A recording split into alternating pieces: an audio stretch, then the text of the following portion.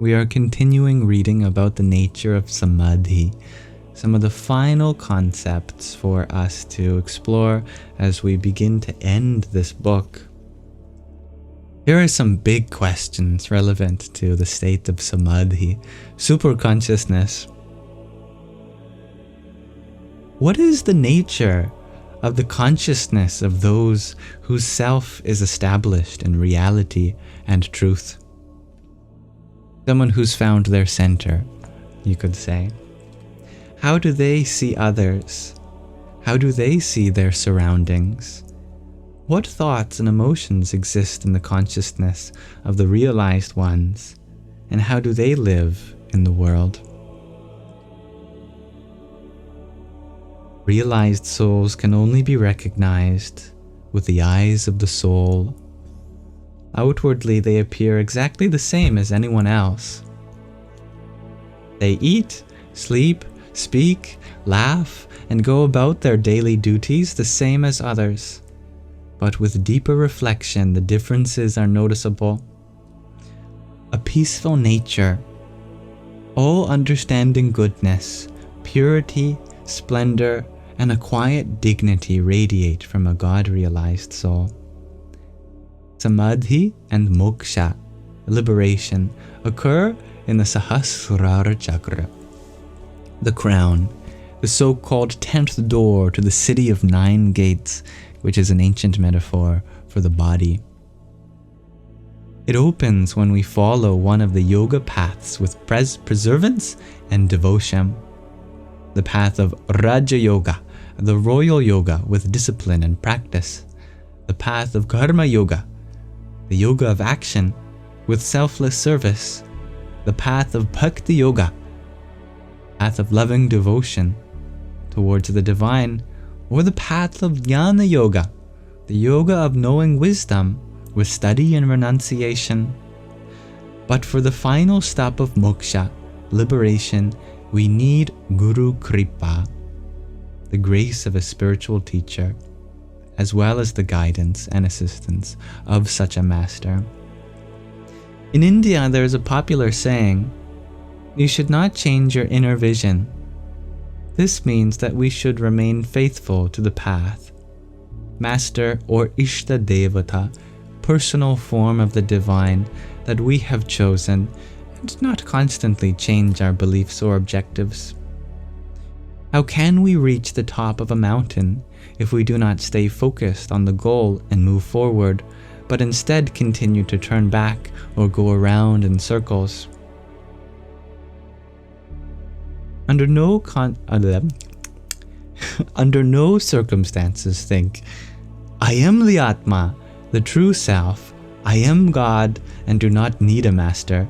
I know everything. I am perfect and without fault." Such thoughts stem from the ego and the intellect. They are pure theory and far removed from our reality. There are 6 things in life that nourish the ego and cause it to think it is above everything and almighty: youth, beauty, money, education, ethnic origin, and social status. We should be on our guard against pride, which is based on superficiality. When we are lucky to be prosperous, healthy, and good-looking, we should thank the divine for these blessings and not be proud or arrogant. Never forget that true beauty lies within. The body is changeable. Today, strong and healthy. Tomorrow, perhaps weak and ill. We are permitted to be and should be glad when the divine gives us the means to provide for ourselves and our families. When that divinity gives us the abilities and talents through which we are able to reach a position of respect. And for those who are more secular, when I say the word divine or divinity, maybe you can think of Mother Nature or the universe. We should neither refuse nor give up these things, but rather accept them with gratitude. Hand your life over to the divine and trust that it will bring back to you in return what is best for you. Before we are able to consider moksha, we must clear our karmas, our actions and purify the ego so that the Atma, the true self, can detach itself from the 5 koshas, the 5 veils of our body that veil it and hamper its free development. In this phase of development, we are occasionally in an extremely vulnerable and disagreeable state, comparable to a snake when it shed its skin. During the period the snake is shedding its skin, it can see nothing, is almost unable to move, and also cannot eat. But in the second, when it is fully released from the old sheath, it is free and in full possession of its power. And so, when the Atma, the true self, has rid itself of all fetters and reaches the Sahasrara Chakra, in the same moment it perceives the full light of truth. It is difficult to determine what came first, the seed or the tree, the fruits or the karma. For eternity, the seed has grown from the plant, and the plant from the seed, in an inexhaustible sequence. In the same way, an action produces a karmic reaction, and this reaction again causes an action. Karmas and sanskaras, karmic traces, have, from the beginning, been inextricably linked to one another. But through yoga, we can free ourselves from this cycle because Yoga Agni Karma Dahati. The fire of yoga burns up karmas. Only when all the so-called seeds of the karmas and vasanas, desires or wishes, have been roasted and burnt in the fire of yoga can they no longer sprout.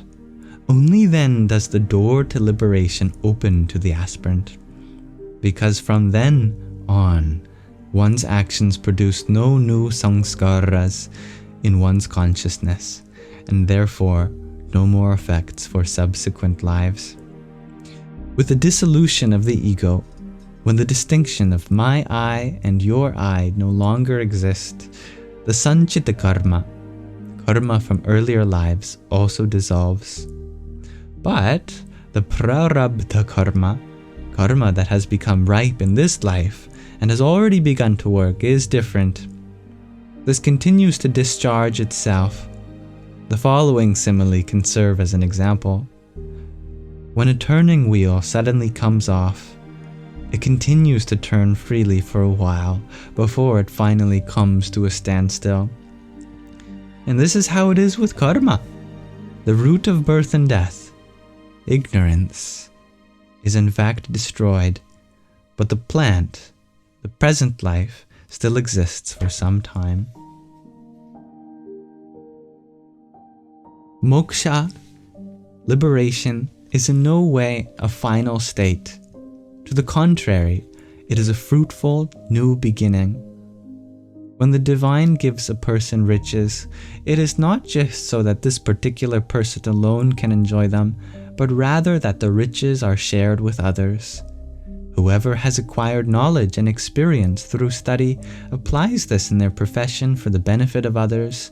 So it is also when someone has attained supreme consciousness and knowledge through Samadhi.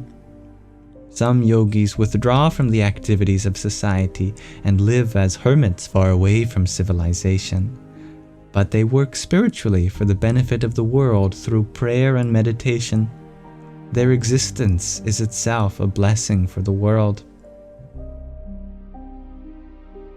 Even the wind, when it blows over the body of a Jivan Mukta, someone liberated while alive in this body, is filled with divine energy and radiation and spreads harmony, happiness, and peace everywhere it blows. And with that, let's pause our reading of the hidden power in humans there for now, and we'll continue exploring the nature of Samadhi as it pertains to this yogic philosophy next time. But thank you again for listening, and namaste.